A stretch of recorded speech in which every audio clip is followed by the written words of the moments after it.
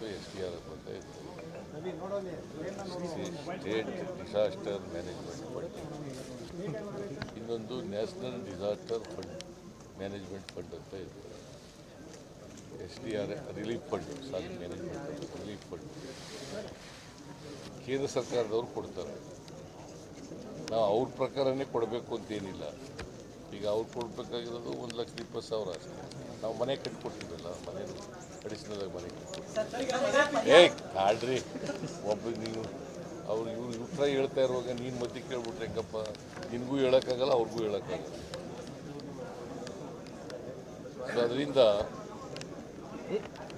6,500 ರೂಪಾಯಿ ಕೊಡಬೇಕು partially damaged ಔಷಧಿಗೆ ಅಂತ ಇದೆ NDRF.